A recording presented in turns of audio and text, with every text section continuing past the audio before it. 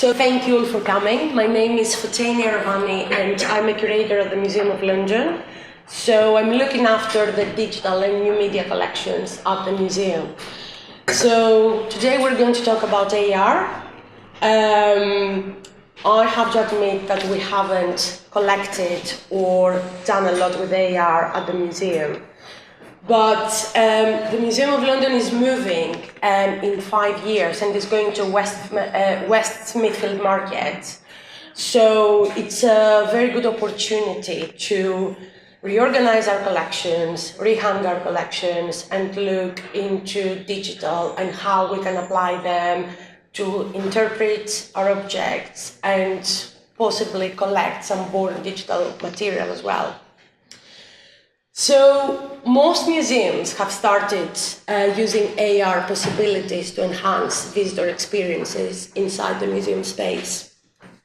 History and science museums are doing really well. So I don't know if you have seen the Natural History Museum, a very beautiful AR application that they have created to basically bring to life, skeletons of animals.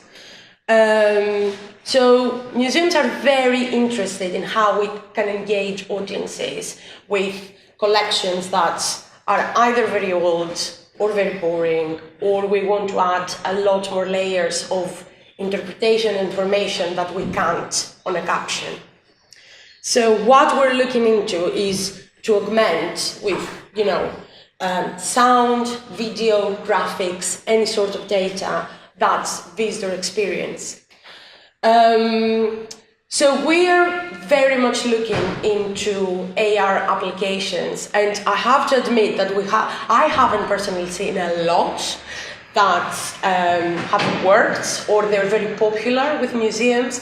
Like one of the very few ones I've seen was at the National Museum of Singapore, created by digital artist Team Lab.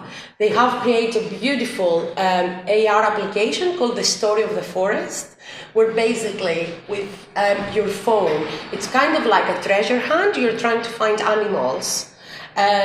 It's a natural history museum. So by collecting all these animals, then you get, the story and the interpretation behind that. So I have a feeling that before I introduce our speakers and we can continue to our conversation, but so far we have been looking into AR as a means of interpreting something, but lately AR has started being used as a tool to create either art or to create something.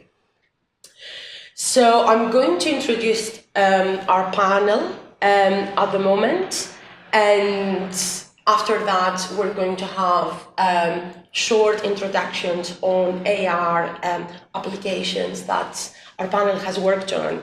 So the floor is open in general, so we would like to have a conversation. So if you want to ask after the presentation of our panelists, feel free to start the conversation. We don't have to wait until the end for questions, in other words. So I'm going to start at the very end with Tom Szirtes from Mbryonic. Tom is the founder of London-based immersive tech agency Mbryonic, starting in the video games industry with Sega, and also as a successful music composer. He then decided to utilize his skills in a different manner, generating engaging original VR and AR content for diverse sectors such as medical, marketing, education, and the arts. Mbryonic has been helping global organizations and brands explore the opportunities in immersive technology by designing and developing applications for 4 years now, giving them a unique insight into this exciting emerging sector. Next to Tom is Xavi. He's a collaborator as well. So Xavi is from Ravensbourne University. He's a visual artist and a senior lecturer of digital advertising at Ravensbourne University. He has an MA in Fine Arts Digital at Camberwell College of Arts, a BA in Advertising and Public Relations from Universitat Rovira i Virgili. Well done. He's an alumni of Fish Island Labs, an accelerator program for emerging artists, mentored by the Barbican Center at the Trumpery. Xavier's artistic research reflects on the social perception of good and evil. By manipulating playfulness, his interactive artworks create spaces for the audience to engage with their own doing and have a bittersweet fun in doing so.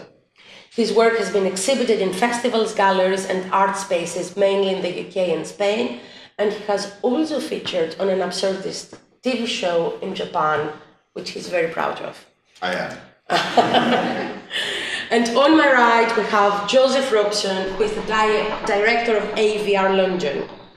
Prior to founding AVR London, Joseph studied architecture at Bath University before working at the Centre for Advanced Studies in Architecture, researching 3D modelling, virtual reality, and teaching at undergraduate and postgraduate levels. Moving from Bath, Joseph became head of computer graphics at Nicholas Grimshaw and Partners, where he worked on projects including the Eden Centre, the Minerva Building, Bath Spa, and the Frankfurt Trade Fair Hall. From Grimshaw, Joseph moved to Hayes Davidson, where he held the position of director until setting up AVR London. So this is our panel, and I would like to start with Tom to tell us a little bit about your experience with working with AR, and probably tell us more about a project that you're very proud of or you want to share with us. Sure. So as in my introduction, I've been working crossing the boundaries between commercial and arts practice. So actually, a lot of the work I've done has actually been in VR. There's 2 pieces downstairs which we worked with Xavi on, the Sleep of Reason and the Sunflowers, which are VR pieces. But we've also been working on AR.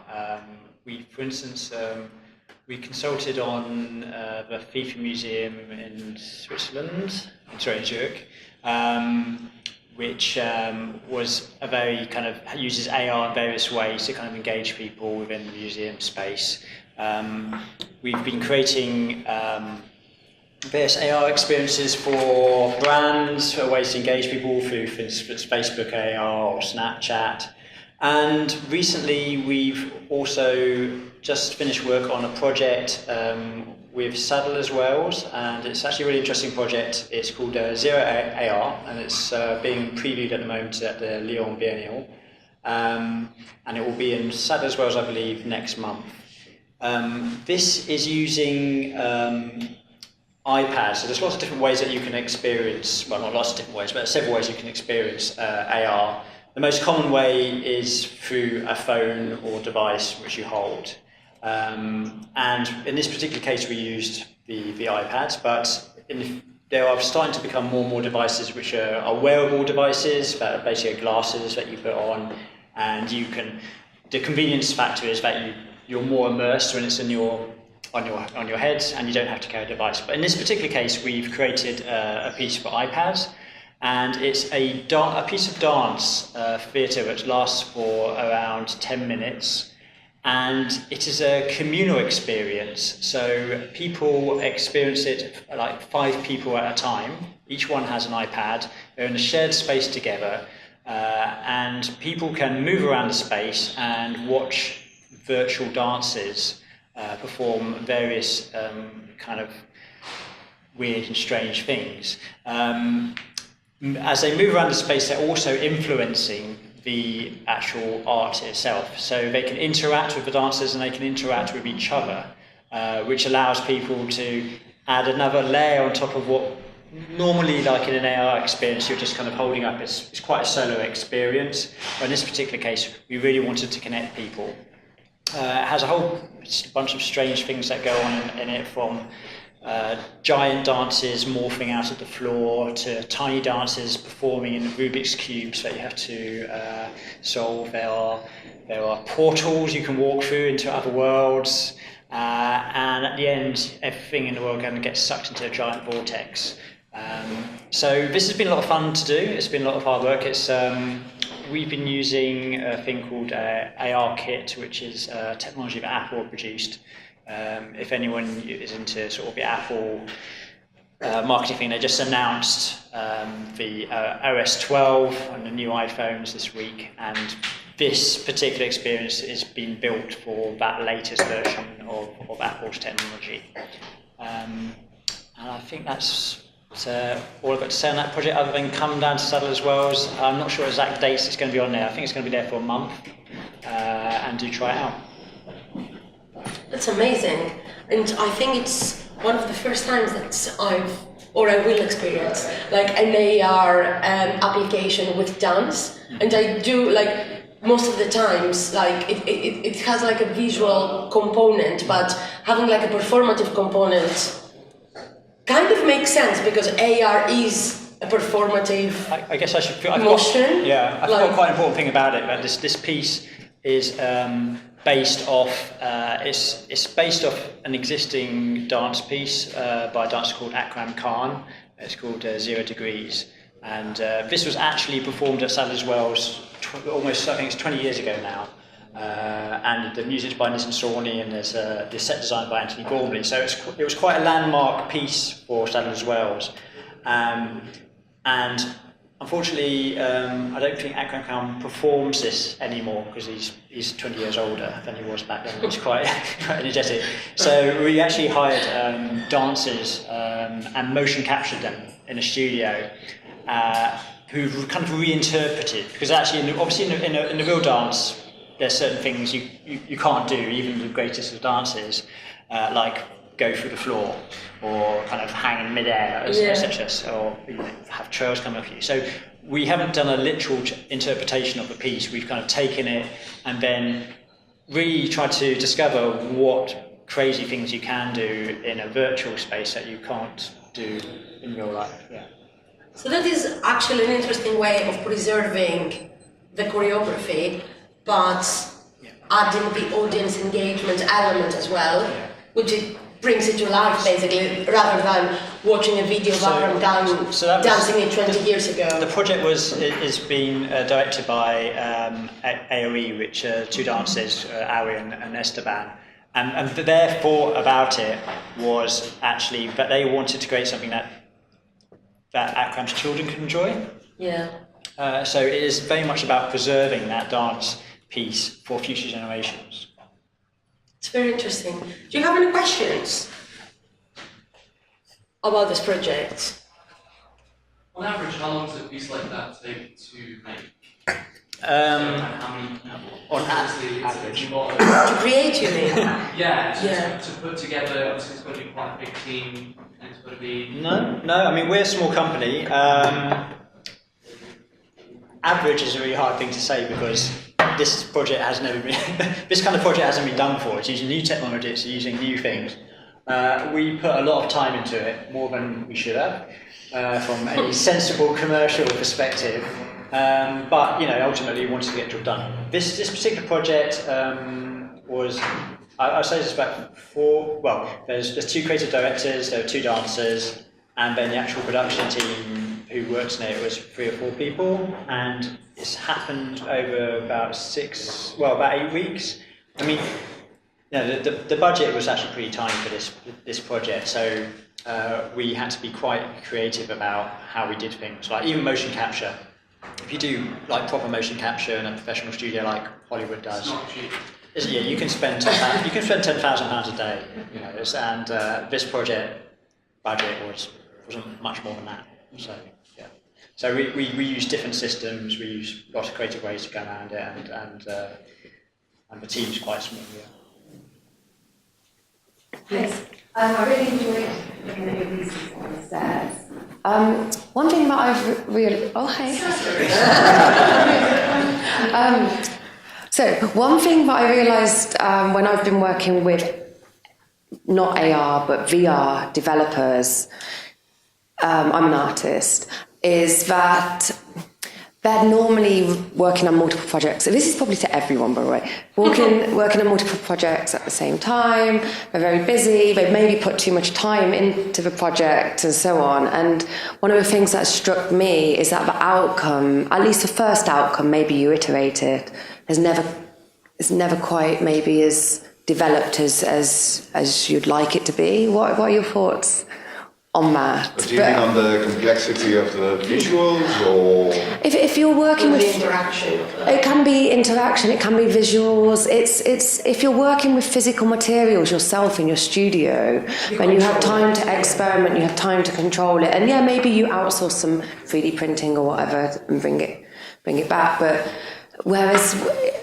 I think it's a really good thing to work with developers, because otherwise it wouldn't get done, because the skill set is like huge, right? You need to do these things, but it's just this like missing that last bit where it pushes it. I'm not saying your work is like that, but I'm just asking.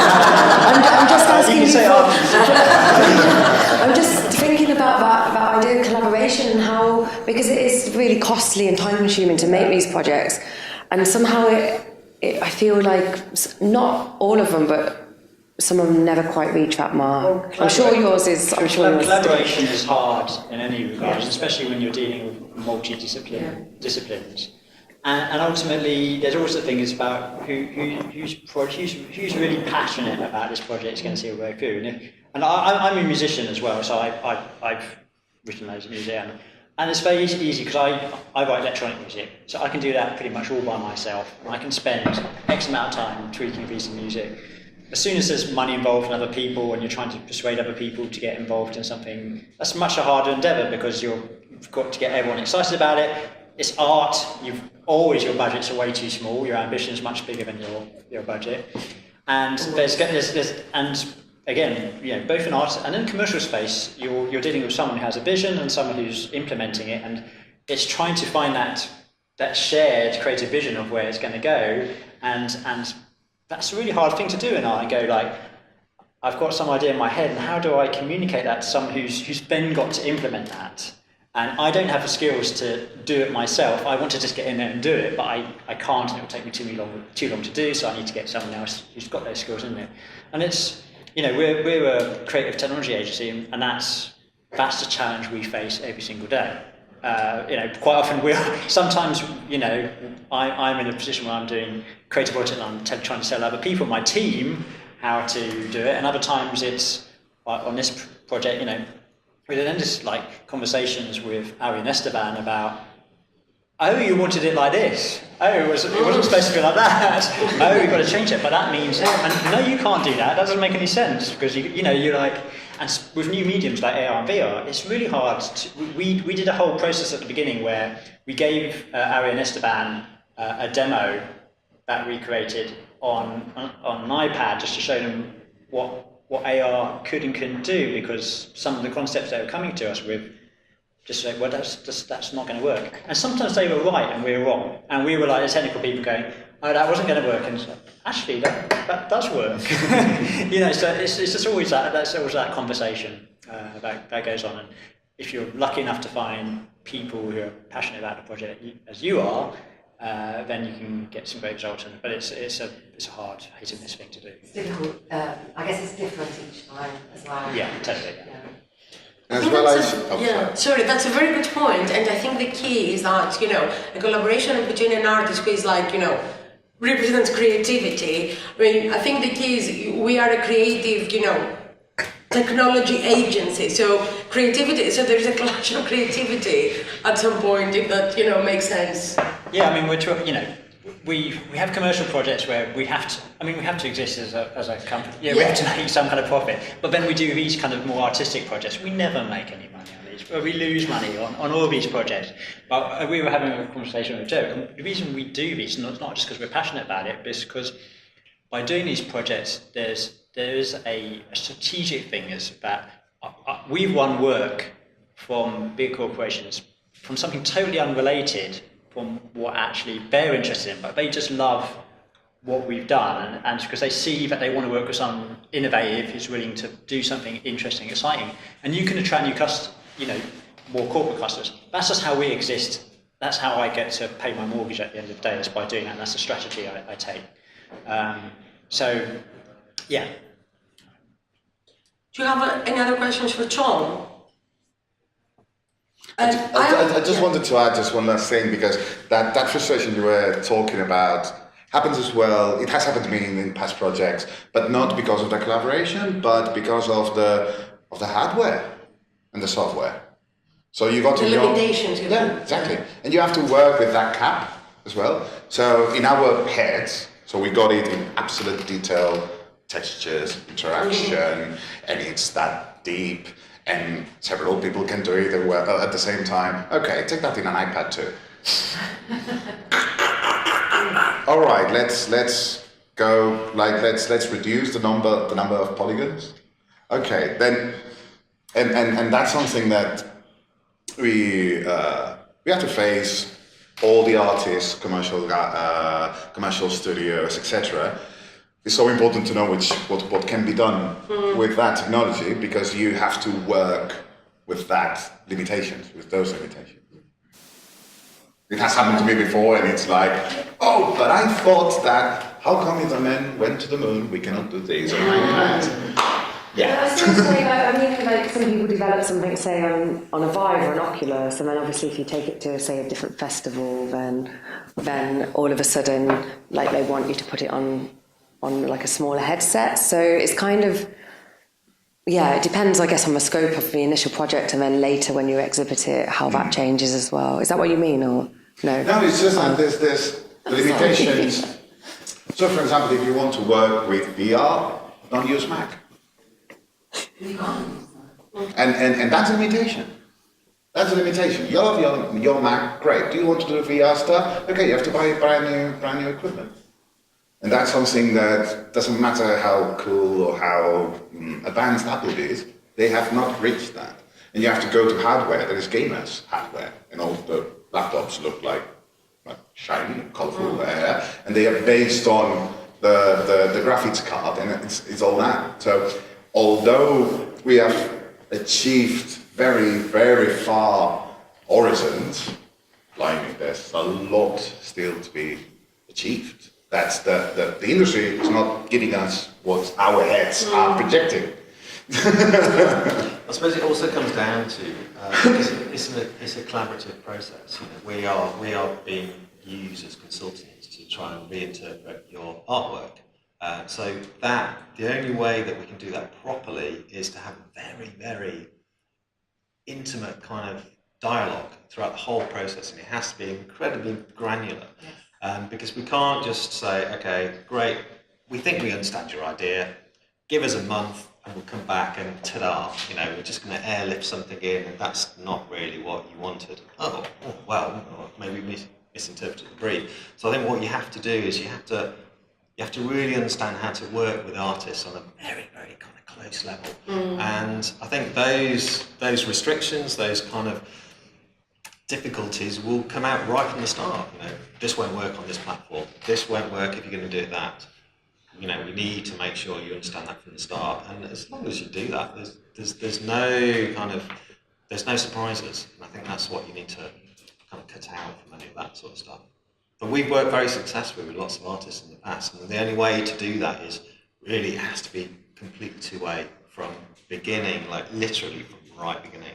But also, we are also artists ourselves, so we can contribute to the process. We can never do it as good as it will be in your head, because you have a vision for that. We're just really trying to interpret it as well as we possibly can.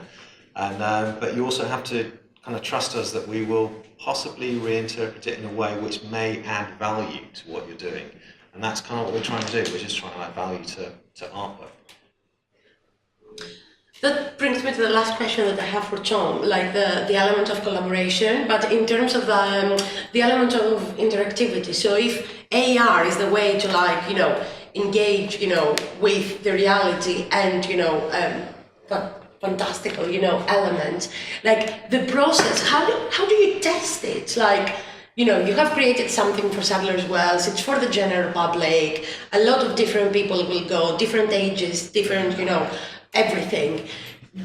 During the process, do you test the interaction? I mean, this is a performative, application. I presume there is a lot of physicality somehow in the... Yeah, totally.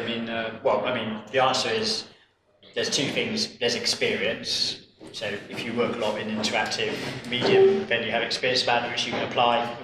In my case, I used to work in video games, I used to make video games, so that's all about interactivity and gamification, so I know a bit about that. And then, just test it. So test it all the time. We did, for this Salad Worlds project, we did a test in the V&A about 4 weeks ago. We just set up, they have I think it's a digital drop-in day. And we just set up with some iPads in one of the rooms and invited members of the public to come in. Quickly realised that what was, at the time, an 18-minute experience needs to be cut down to about an 8-minute experience. The whole thing, we rearranged the order of the experience, added a whole lot of new interactions, and you don't, I mean, you can get a sense of that, but you don't really know until you put it in front of people, and testing is vital. Yeah. Thank you very much, Tom. Xavi, shall we move on to you? And tell us about your experience with AR and projects that you have worked with. So, well, my experience in AR, apart from playing a lot, with it is like just testing for fun. Let's see how it goes and all that, as well with my students. On commercial projects, the major one has been, it was quite a while ago, with Vodafone Spain. So they made a very limited edition. So in the middle of financial crisis, I mean, the UK was affected by it, Spain was devastated by it. So it was a massive depression in the whole country. Everyone was like, super depressed. And Vodafone wanted to make a book, which is nothing new, but they want to make a book about so people from different kind of subjects, from chefs to designers to people that has done what they wanted and they succeeded, right? Some kind of inspirational interviews. That can sound very boring, but they made some kind of a limited edition for their kind of top 2,000 clients and customers. So they wanted to add something to that. And then what we proposed is to add a playful layer of information, more related to entertainment rather than expanding the information, because all the information was there in text, to several of these profiles. So, for example, one of the interviews was with the Spanish national team coach, the year that they won the World Cup, so everyone was like super happy.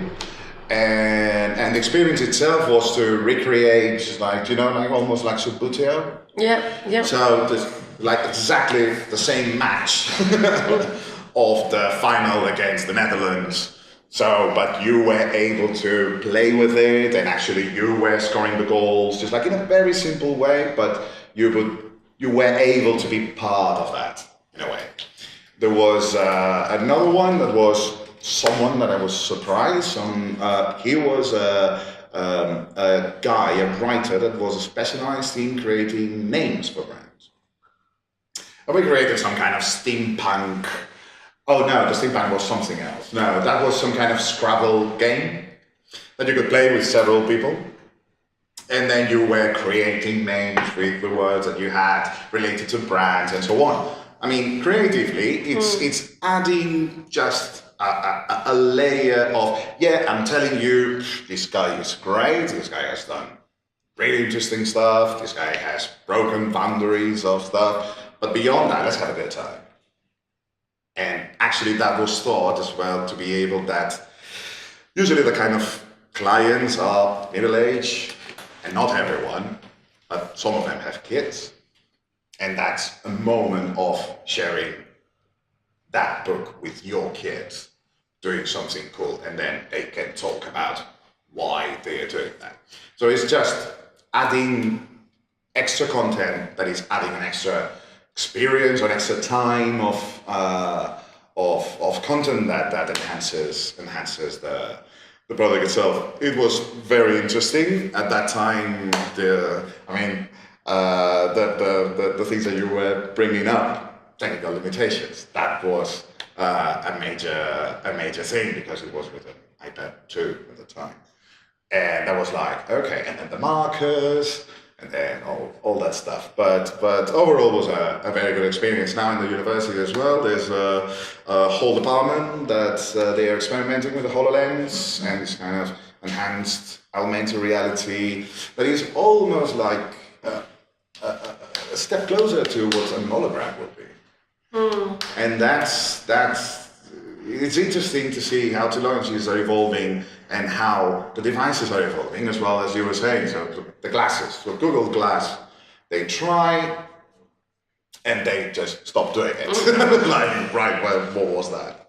But there's still a lot of room for testing, for improving, and in this case, through the Muscle project, it was a very good way to experiment, where the technology just puts the technology into the point that it's stable and it works for everyone. And actually, what you were talking about, testing stuff, right, and iterating. What my former boss used to do is to give it to his kid of 10-year-old kid. Break it. Yeah. Do what you want. Play, press, do, shake it, whatever. And if he didn't have his kid around, he was behaving like a 10-year-old.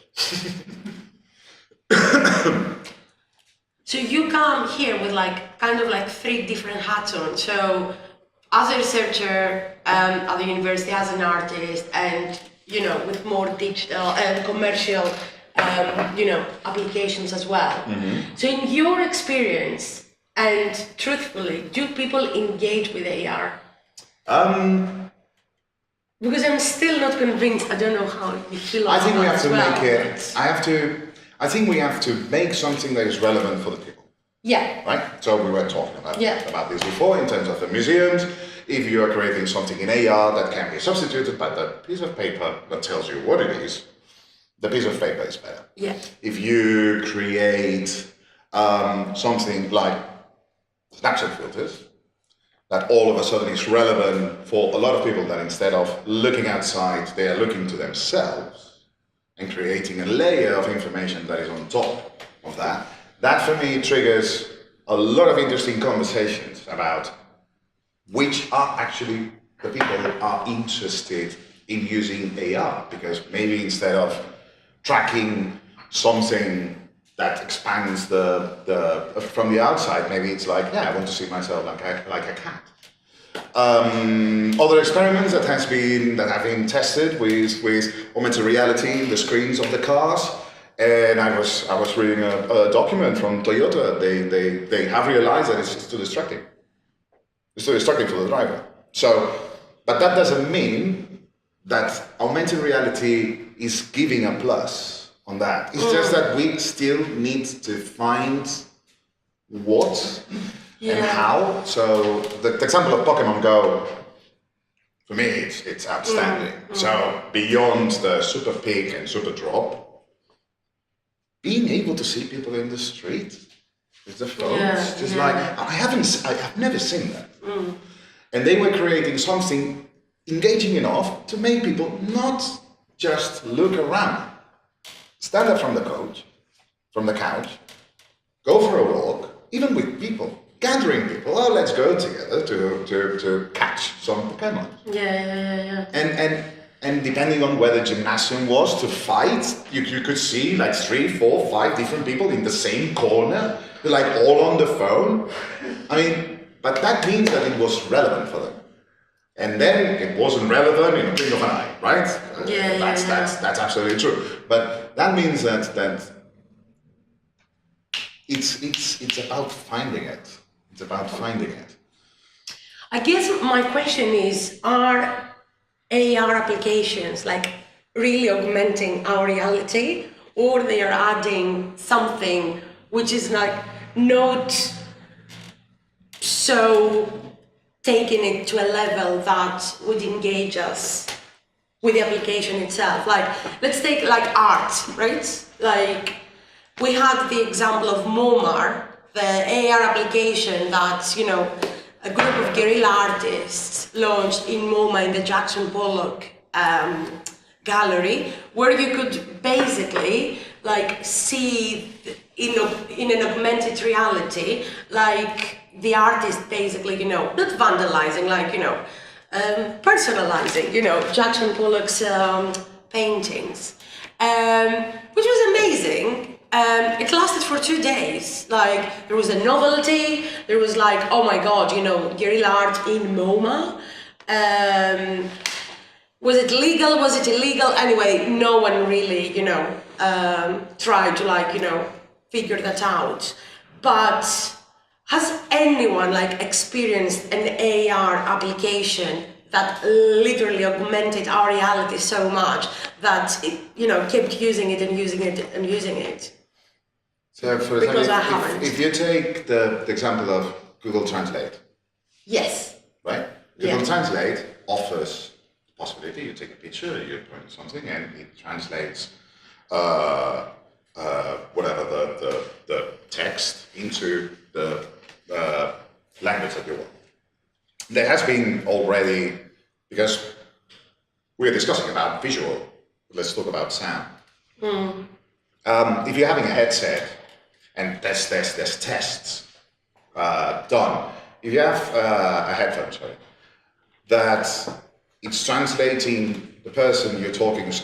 Si ara començo jo a parlar en català, you're not going to understand.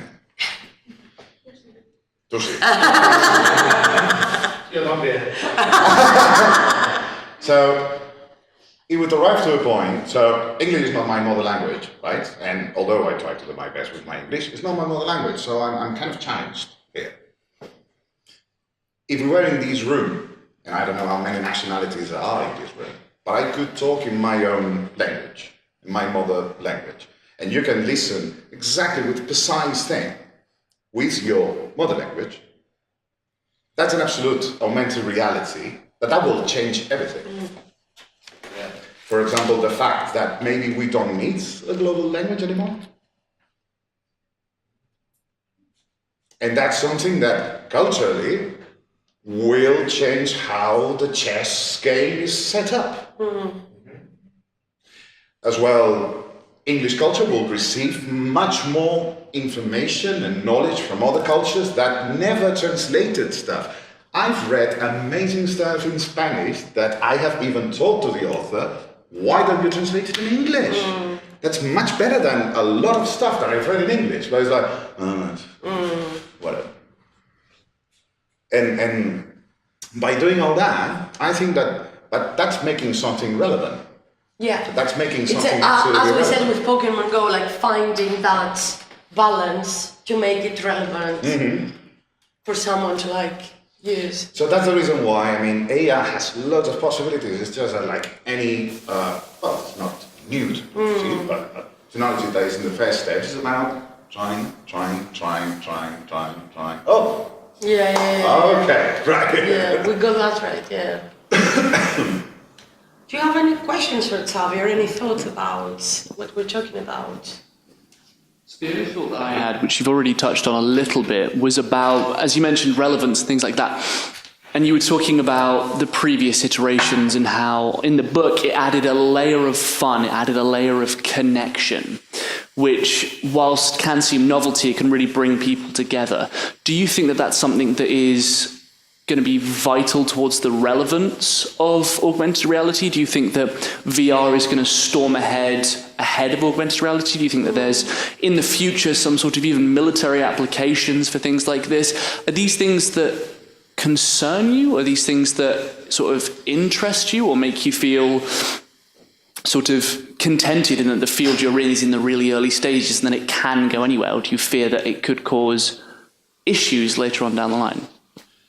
There's some different. I think that AR and VR are two completely different technologies that are used for completely different things.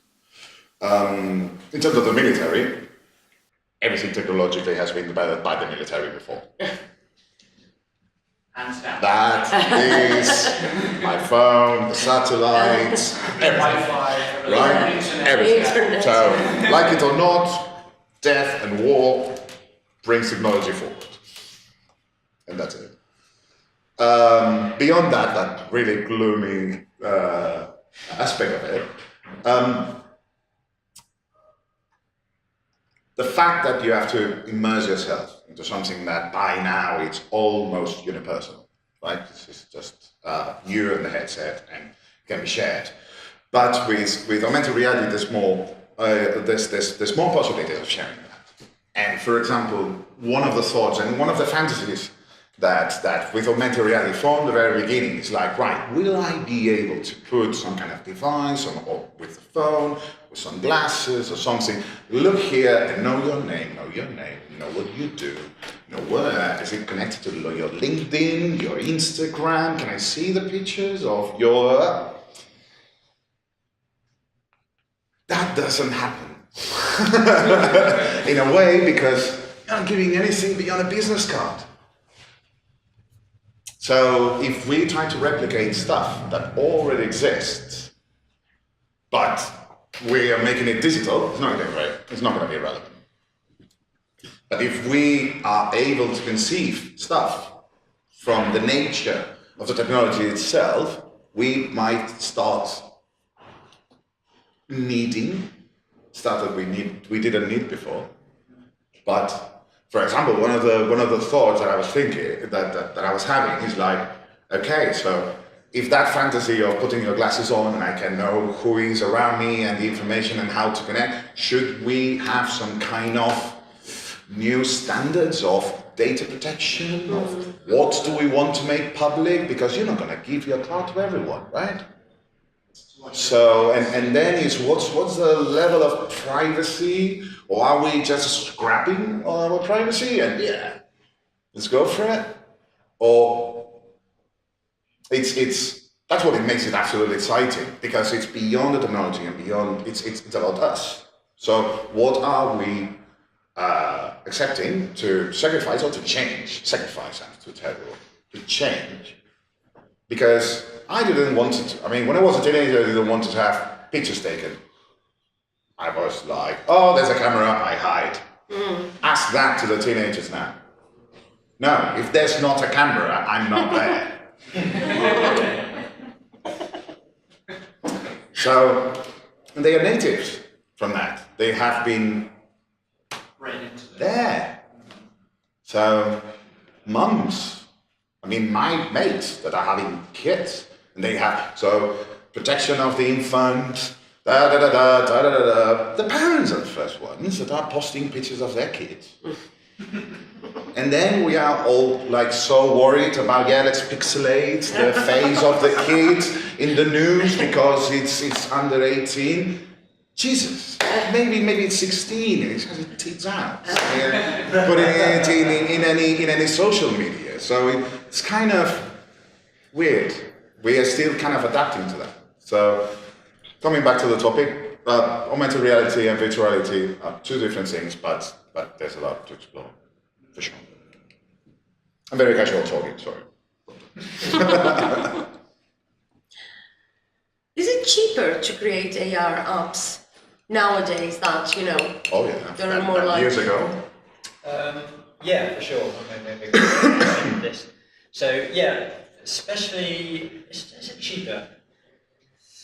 Depends what you want to create, but there's definitely some really good toolkits that make it really easy to make AR stuff now, and there's some good distribution. So the easiest ones I recommend, pretty much anyone can use, is Facebook AR Studio, Snapchat. So these are AR experiences that exist within the Facebook camera or a Snapchat camera, and they provided some really nice user-friendly tools where you can, if you just got a little bit of modelling skill, you can then start to create your own sort of more crazy face effects or place objects in a virtual environment, in a location environment. And apps that, might have taken us maybe a couple of weeks to make, now we can probably do it in a day. You just need to build a 3D model. You don't even need a 3D model.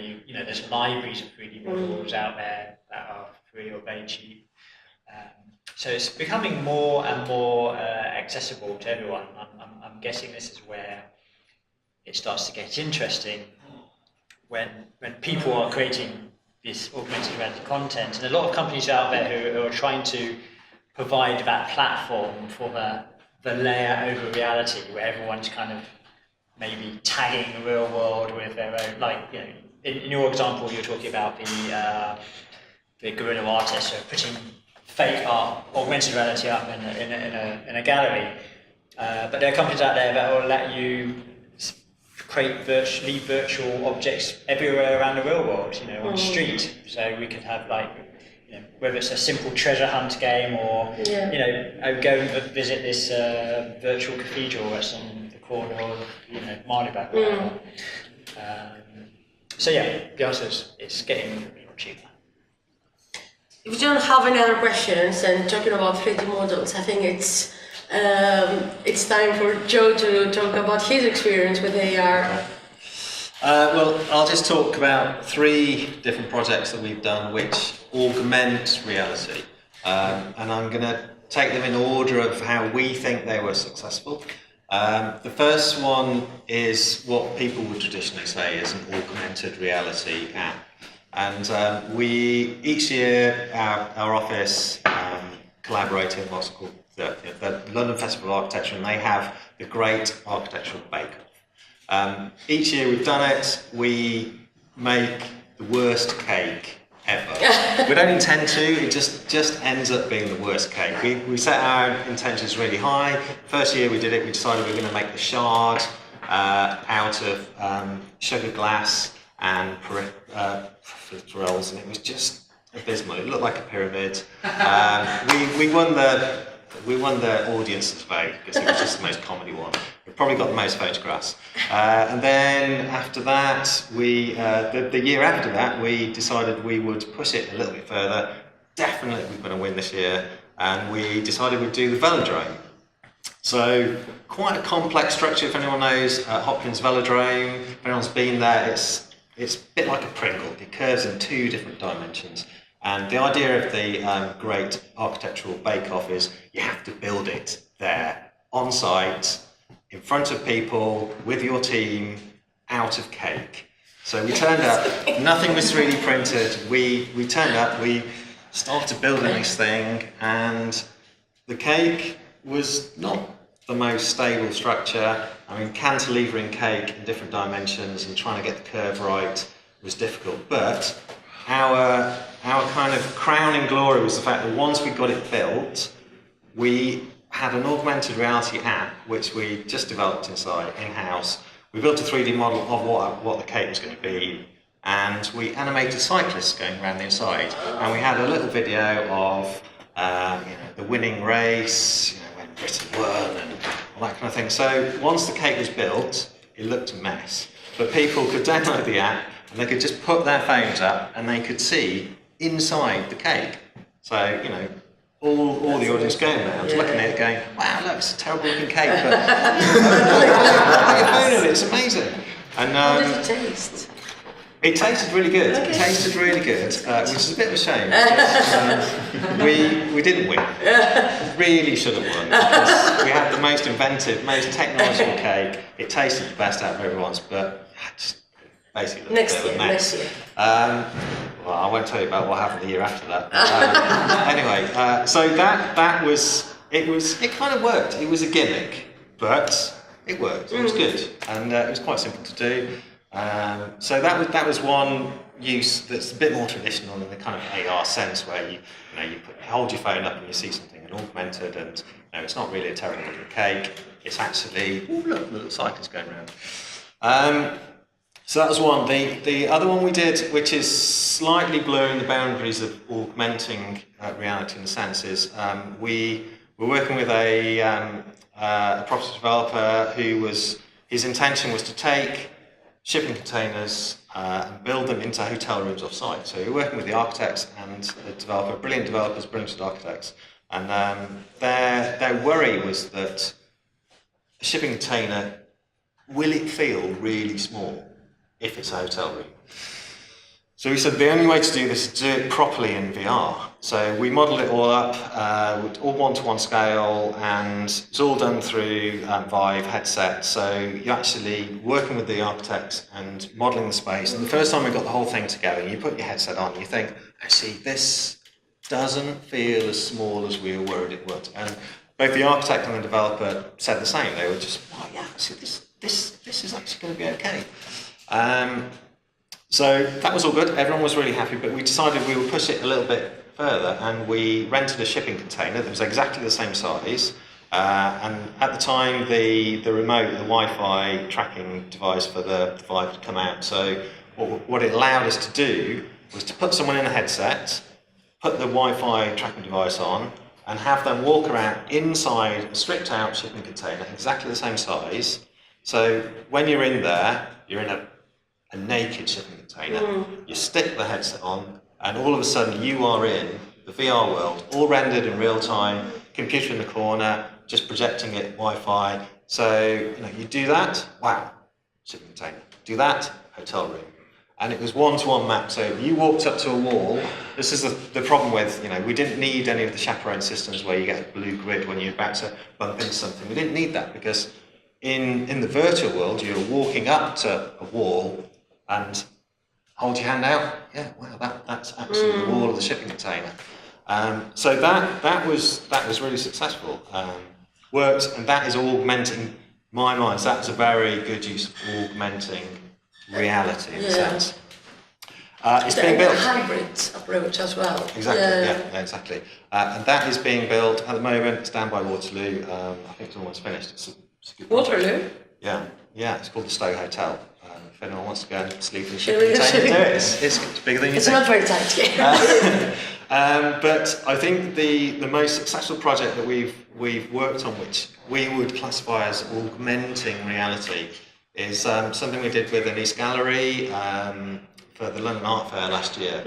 And East Gallery have been kind of pushing the boundaries of working with VR as well as art and architecture. And what we did with those were we took 5 of the artists that the gallery were taking to the London Art Fair, and we took each piece of their artwork and we made a curated experience through a kind of elaborated extension of an East Gallery's physical space, and extended it that way, and that way. So it's a pretty awesome gallery by the time we'd reworked it in 3D. And then we placed the artists' exhibits within it that you could then go through, but you could explore these artworks at full scale, first of all, but then you can mess with scale because VR allows you just to repurpose things bigger than they actually are.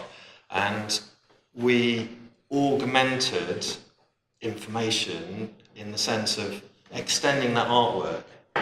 So we had this lovely sculpture by one of the artists, and as you got close to it, the physical sculpture itself had a big sphere that cracked. Then they had a little soldier on the edge and a tank inside it. But as you got close to it in VR, everything was black around you. The curated experience brought it closer and closer to you, and there was just tiny little soldiers coming out the top and all the way around. And it was so exquisite when it was in VR that it sucked you in, and you were being brought closer and closer. And a lot of the people who put it on said it felt like they'd absorbed the sculpture. And then we did this for 5 of the different artists and took different takes on their artwork and kind of augmented their art piece to add more information, to add more, just more depth to it. So one of the artists, Ian Chamberlain, is a very well-known etcher, and we just took his artwork and took it through the processes. So took it through the copper plate. So as you were moving through the sequence, it took you through the copper plate itself, and then through his etchings. And that was just incredible. Anyone who sits through this, it's a 5-minute curated journey. It's all in VR, but it's augmenting work onto the artwork. And we were having a discussion earlier on about how these things really should be. The ultimate goal is to have a shared experience, and with this, because it was VR, everyone would say, it's a very personal thing, but you'd have couples coming to it, one person would watch it for 5 minutes, take it off, the other person would watch it for 5 minutes, and then afterwards they would discuss it as if they'd had the same experience, but as if they were in the same thing, as if they had this really great shared experience. So That's amazing. I would like to bring some, some buzzkill on the panel, and me coming from the museum world. There are a lot of limitations for using AR in the museum, and for many different reasons. For example, like AR, I'm more interested in exploring because of the shared experience that offers to the visitors. So it doesn't have, the isolated experience of wearing a headset. So you're going in, a social, place, but then you isolate yourself again. So as John touched upon that with the shared experience at Sadler's Wells, I'm really interested in that interaction with, a group of people. But one problem, I'm not talking about the cost, it's not for now, but one problem for us is, logistically, how you handle that, how you manage the people, the crowd, how you, maintain the devices, whatever has to happen. And from a curatorial point of view, if we wanted to collect an artwork, an art installation that was created in AR, we would have to think very hard in terms of the preservation of the actual application. We would never invest and pay loads of money on something that we know, for sure that it will not be accessible in, 5, 10, 20, not even say 50 years time. With everything, it's not only AR, with any sort of digital and born digital material, this is a big issue from films and videos, which is a little bit better because there's some sort of standards, you might say. But with the new technologies like VR and AR and, artificial intelligence, we're not even close to creating standards for preserving this material. So on the one hand, yes, museums and galleries should be more open to the new technologies, but realistically speaking, how can we? Well, I guess, as you said, there are two questions there. One is a discussion about digital archiving, which is quite a big topic in itself, so maybe I'll tackle the first one, which is around the deployment of augmented reality. So it's interesting, there's two ways you can treat augmented reality. You can either make it site-specific, so that means you have to be in a particular site because the augmented reality or interaction with it is related to a physical object that exists in one place, or it could exist in multiple places. So for instance, I've seen in museums or galleries, you have an AR app and you look at painting, and then the painting produces some information. Okay, it's not very interesting. Or even better, it comes to life and tells you some story. So there are some galleries where you look at an artwork of maybe it's some flowers, and the flowers start growing up the wall, and it becomes part of the artistic extent, the piece of art essentially. But you still have to be in that gallery and watch see it in context of that painting. And if that's what the artist or the person who's created that wants, then that's one way to do it. Another way is to have augmented reality, which can be anywhere. So it's not location specific. And in the particular case of, for instance, the Zero AR project of Sadler's Wells and Aaron Esteban, that has been designed so it can be viewed anywhere. Those dances are going to appear. All we need is a 5 by 5 meter clear space. And that was a very specific design constraint that they wanted to do because they wanted to be able to tour this around the world. And they don't want to bring up a big physical structure with them, they just want the augmented reality app. Now, as it happens, we have actually created a kind of floor covering, which becomes part of the piece. But that floor covering can be rolled up and put somewhere else. In terms of deployment, yes, there's a lot of challenges. So the two modes are essentially bring your own device or provide a device in location. For a museum, you're going to. I've been to museums, and here's an iPad. Here's a like an audio tour. Go around, use it. Please bring it back. I was in one museum. They required me to hand over my passport when they gave me the iPad, and it was abroad, and I was kind of like. Okay, I'm not sure that sounds quite like a fair deal, but I'm definitely going to bring back this iPad. And that's obviously the easiest way because you just need some just need to switch on. Now that has logistical things as well because these devices are battery powered.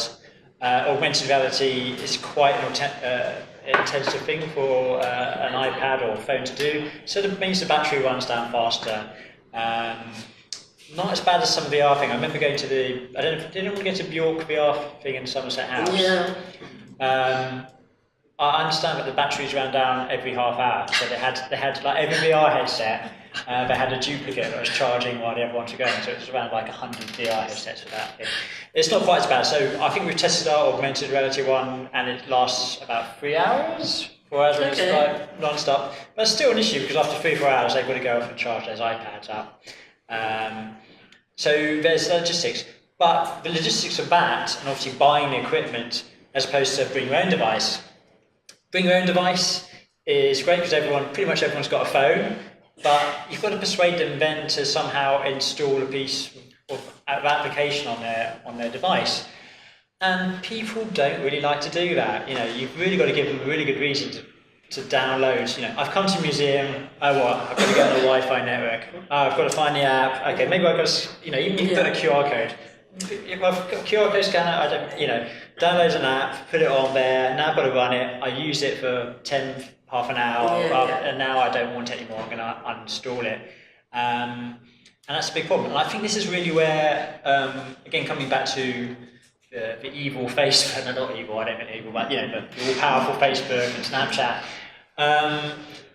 is where they've really got it on, is that everyone's already got Facebook on their phone. So you can now create experiences just with a web link, and they just click on it, or you can just scan it. And I think even they're starting to do it geographically, because it knows where you are. So you could enter a museum, and suddenly you launch Facebook, and here's the Facebook AR application right in your camera. You haven't got to download anything, install an application, and they have there's technical limitations with their things, but actually they're getting better and better. And those guys have invested a lot of money into these new technologies, because they're doing a bet that this is going to be the future of how we interact with the world. So those are your challenges. There is no, and with the headsets, so like that's your phone, and like with headsets, obviously there's another challenge because they're really expensive. So the main headset you get at the moment is a HoloLens, Microsoft HoloLens. That costs about £3,000 for a unit. That has a battery that lasts about an hour or something like that. That technology is definitely getting out of date, because there'll be a new HoloLens beginning of next year. Magic Leap, which is the Google company that had 3 billion invested in them or something like that. They just launched about a month ago. You can only buy it in 6 American cities at the moment. I'm not sure quite what the battery life is. It's probably a bit better than that. But this is early technology. I compare this to when I ever talk about VR AR. I try to get people to imagine like the very first mobile phones from the 80s. Like this big clunky thing. You're like, hello. There's who do you speak? There's no one to speak to on it anyway. And it was expensive. Only a few rich people had them. But 20 years later, and now everyone has them, and they're ubiquitous, and this is how it's going to go. I'm sure we all agree that it's still the very early days of all these technologies, and they're going to evolve, but we're not there yet. But what I wanted to ask you, Xavi, is a lot of people like Facebook or whatever have invested in these technologies. They are part of our life. It's on our phones. It's like everywhere. Do you think we're getting closer to basically harmonize this what is called now digital art and be part of the art sector basically, without having to differentiate between a VR artwork, a painting, a sculpture, and an AR application. Well, it's in a way, yes, but in another way, some video artists call themselves video artists, not just visual artists. Yeah. And it's something that, well, if we go to what is an artist, that can be super long. But in a way, I think that with what's called the new media, they are not new anymore, is that this classical understanding of what art is: painter, sculpture, writer, etc. And then the people who are trying with video, the people who are trying with photography, the people who are trying with more other kind of formats, they're no, I'm an artist, new media artist. What the fuck is a new media artist? So it's an artist, which is developing, researching, making questions, assuming, making mistakes, getting depressed, having a great time again, and move on. So at the end of the day, in 100 years, what sounds like very innovative is going to be absolutely understood by everyone. Yeah, so probably even less. First etching. I mean, when the etchings came out, it was an absolute revolution. And the aquatint and all that kind of. So the possibility of creating something that you can reproduce hundreds of times, that was an absolute revolution at the end of the 19th century. And they were not artists. They were more like craftsmen. And then the artist said, wait a sec, right, okay, we got here something that we might be interested in. Net artists. Yeah. We are putting labels to be a little bit specific about with the medium you're talking to, like a painter would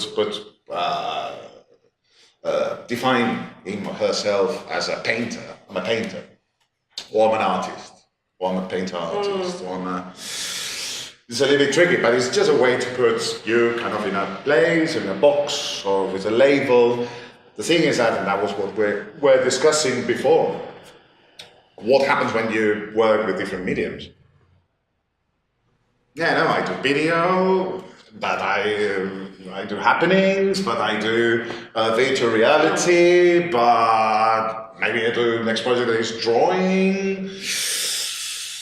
What is it? And that's coming back as well with the collaboration bit, is about these mixture things. We are in a moment that it's like a little bit like a washing machine. Not a washing machine, but everything is going everything is mixing up, new stuff comes, all the stuff comes that is terrible, all the stuff comes that is fantastic and opens new possibilities. So an artist will be an artist, doesn't matter the medium, but... Totally agree. Yeah.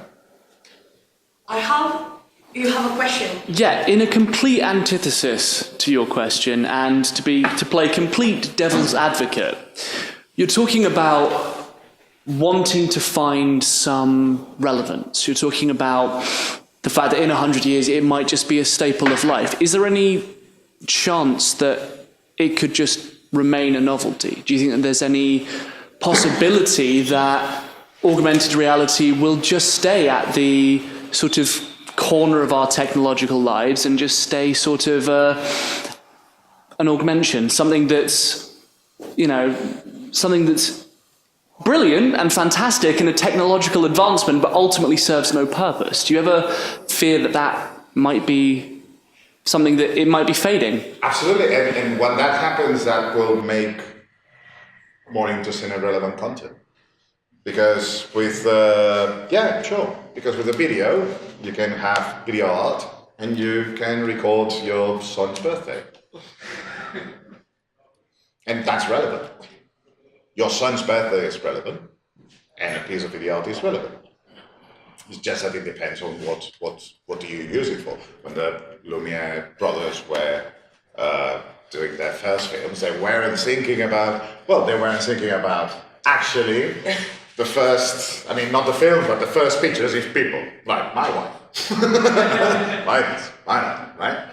But when in this case, for example, what I find interesting is by the invention of the photography, it changed absolutely painting.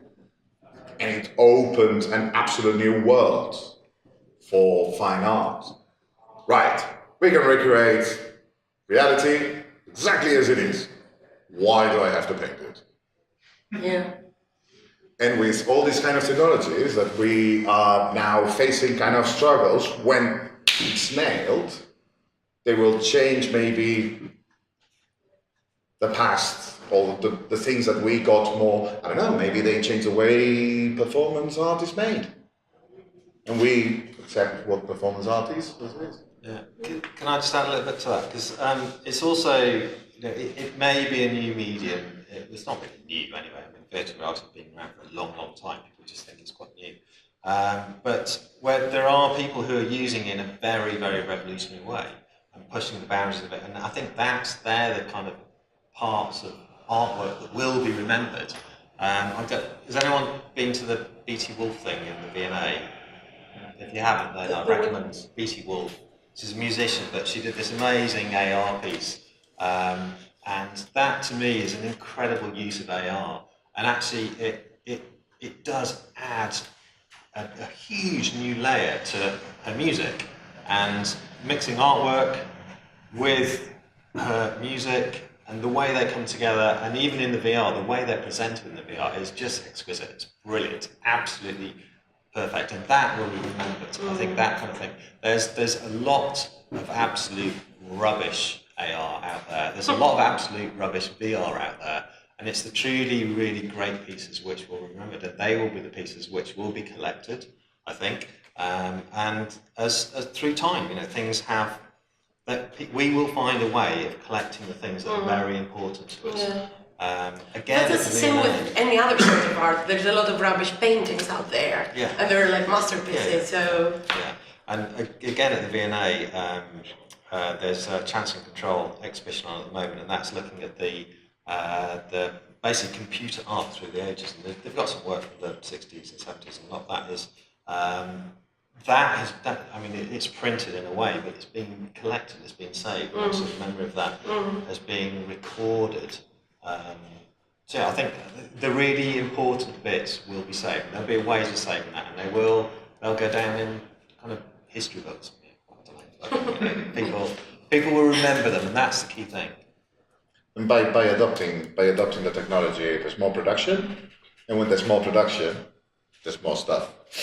But there's more stuff, there's more good stuff. Yeah. There's more crap as well. Yeah. But there's more good stuff.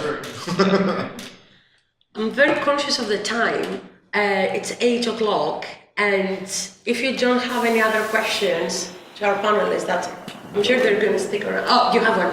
Well, Yes. it was more like it was just more like a comment about the Chance and Control exhibition at the V&A, and it was really interesting because the early digital computer art from the 60s, people like Frederick Narker, Manfred Moore, all of this art was really critiqued and wasn't accepted by the art world, and I think nowadays maybe art made with new technologies, whether it's AI, AR, VR, is a little bit more accepted, but there still is a bit of a separation, as we've heard, with the collecting and so on. So I just think it's interesting to look at the parallels and the history behind this to try and understand where these technologies might go in the future. But there is a little bit of a paradox as well to say the first works of digital art have been saved on a printed format, so they had to be printed to be collected. So, but they've still got the punch cards with no computers. I don't know if they're going to Yeah. But there must be a way of running those things. When I was growing up, I used to play on a ZX Spectrum, kind of showing my age now, but and there were game emulators that you could get. That's true actually. You probably get them now. Essentially change your high-powered PC into ZX Spectrum from the 1980s. You know, Is it the same thing? Yes, it is. Yeah. And the look and feel of the rubber keys on the keyboard. I suppose you probably get a special keyboard. You mentioned the shared social aspect of AR. Do you think that in the future there's a possibility that AR could create social problems? Because there's an assumption that we all share a certain reality, but then maybe with AR you have the possibility where certain layers of reality might be behind a paywall, or particularly, Xavi, your comment about the translation was what got me thinking about this, where you never have a one-to-one translation. There is always a decision to be made in the translation. It's always a compromise because languages don't map one-to-one. But then if you're assuming that you do have one-to-one, that seems like a place where problems might creep in. Mm-hmm. But I don't understand what's the problem in the translation bit, sorry. I think my question was, do you feel like it could cause social problems if people either assume a shared reality where one doesn't exist, or if people are interacting through augmented reality, but certain levels of it are only accessible to certain people? I mean, in a capitalist world, access to stuff, it's only for certain people. If you don't have the money, you don't have access to that, full stop. If something is free, you are the product. Right? So, on the other hand, this isolation of shared realities, I would like to see the different Facebook feeds of each one of you. Let's see what that sort of reality tells you, how the world is, or Twitter, or whatever. For example, things like, compared to VR, but for example, when I see teenagers looking at the phone together, watching something with the headphones, I see that that's some shared experience compared to having this headset on now, because it's both. It's like looking at TV, right? You can look at TV on your own and don't talk to anyone. You can watch it with your family or with your friends or whoever it is and have a good time. Video games, exactly the same. Every time there's a new technology, we are going to get isolated, we're not going to talk to each other, we're not going to reproduce, the species is going to disappear, and everything is terrible. Until it gets normalized. And then you get educated with that. The main thing is how do we use that? Technology is not bad. The thing is that if you're giving, I don't know, dads, right? I come back to dads and kids. Dads and kids, right? Shut up. Shut up, shut up. Kid doesn't shut up. They go on iPad. Kid, shut up. Right? So you have to be able, so the dads of today, like the dads at my year, when I was a kid, there's like, no more TV. It's exactly the same. It's about education. It's about, but the technology itself is not. I think you're talking about, technology amplifies what already exists. It speeds things up, and there's great science fiction writers who've extrapolated this idea of augmented reality and how, for instance, I could wear a pair of glasses and I could decide that I don't think you're pretty enough as an audience, and I'm just going to see beautiful people. I mean, I'm not saying that's the case because you're fantastic looking people, but I might decide to remove things that are offensive to me. I might decide to add things that I don't see. So that already exists, as Xavi's kind of pointed out, in our own spheres. We self-select things, and social media has accelerated this. And like the fact about we have algorithms now that pick stuff for us based on our already pre-existing preferences. So we quickly filter bubbles. I mean, this has been well discussed. So yeah, augmented reality will will probably make that worse. What I would agree with you is that it's with this kind of stuff, especially the tailor-made or the more adapted to you or endorsed to you, there's a risk of lack of exploration. Because if I give you Netflix, right? If I'm showing you shows that you would like based on your previous shows, you're going to watch exactly the same kind of show all the time. Different title, different characters, different whatever. But here is breaking the bubble. And I don't want to believe that we are stupid enough to not be able to break that bubble. I don't accept that. Because when you're breaking that bubble and when something unexpected happens, is when you make several steps forward, right? So exactly I'm talking technology in general, but it's true that when you have more specific or tailor-made, your vision of the world kind of narrows down, but it's our work as humans with a brain to... And the technology can be used the other way around, because that's a negative thing. But actually, you could create a reality, and then I could see the world through your reality. And at that point, I'm getting a new point of view of the world that I would never be able to see before. So, Absolutely. Technology is neither force for good or bad. It's just makes everything a bit more streaming. The question is how do we as a society adapt to it? How quickly can we adapt to it? And how much do we want to hold on to the things that we perceived as normal before we go into abnormality? And again, in a way, it comes back to, I work in a university, right? As an artist, I work in an institution that I think that they got a very, very good setup of how to do stuff. Some of my students, how do I do this? Like, all right, I sit there, sure, Google. How do I do this? Great. Okay, first entry, no. Second, no. Third, that makes sense. Right, let's look. Education now is more like about critical thinking, more than memorizing geography or history or whatever. It's about finding information, critical thinking, understanding if that information is valuable, and then how I'm going to trigger it into my advantage on all that. Instead of memorizing, instead of doing all that kind of stuff. So and the beauty of it is like, why should I memorize something if I got it online? Yeah. What's the point of knowing when was the French Revolution?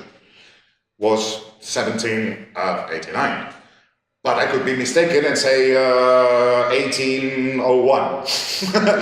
And that's not correct. But, if I know how to find it, that's the main thing. Exactly the same with social media, AR, VR, etc., etc., etc. You can argue then that it's making us more stupid, in a way. Well... take for example, I used to be very good at spelling. Now I'm not very good at it because I just type things into Outlook. Yeah, but you need to auto-correct me. Maybe it's a different kind of skills that we develop. No, I just think, well, am I getting worse? I definitely am getting worse at spelling because I don't need to practice that harder. We have work to correct us, so... Yeah, exactly, so it's taking over a little bit of my skill. And, but maybe it has given you a new skill, that's what I mean, like it has replaced it with like... Well, I don't know, maybe parts of my brain are falling out, but I'm not quite sure they're being filled with other things, maybe they are, I hope they are. Scratch this is full. No, but for example, my grandma, she knew all the names of the Goth kings. What's that for? And all the rivers of Spain. What's that for? But now we can read papers from the MIT. Yeah. And we can understand them. Maybe we do some types when we are typos when we're writing. If you think about it, it's allowing our brains to be a bit more relaxed about how we use what we can kind of store in our own heads, because we don't need to. I don't need to store, the periodic table of elements anymore. So why should I? I'll just dump that. Yeah. But on the other hand, when everyone zigs, if you zag, everyone says, how well written, how well spelled everything. Everything makes so much sense. Oh, it's a pleasure to read that, isn't it? So it makes, I try to, when I talk to WhatsApp, right? I try to Spanish or whatever, to put all the accents, the commas, and sometimes my mates take the piece of me. It's like, what are you doing? They're like, it's just WhatsApp, don't worry. But in a way, it kind of surprises that I try to take care of writing everything up. So, I don't know. I suppose if you take that to the extreme of kind of allowing your brain to remember things. If everyone's walking around in Google goggles, Magic Leaps or HoloLens or whatever in the future, and it allows us to facially recognise people. I've got quite a good memory for faces, and I go to events and I see someone, I think, who's that? I know who that is. I think that is. And it makes me think, and it makes my brain think, I remember them from that. That's who they are. Great. In the future, it will automatically recognise it. It will say, that's such and such, give me all the information on them, which means my brain doesn't need to try and remember people. It also means your relationship with that person will probably diminish, because they will just become, you won't have that person who will just be like, that's who you are. Yeah. Why are you invested in learning, taking that process to learn about someone, because it's all presented to you. Yeah, exactly. I don't need to remember anything about I don't need to remember your name in the future, because it'll be in my feed. Well, for me, it would be so helpful. I'm terrible at facing. I think we're going to wrap it up now and continue this conversation probably downstairs. If you don't have any other questions, thank you so much for being on the panel. Thank you so much for coming, and thank you.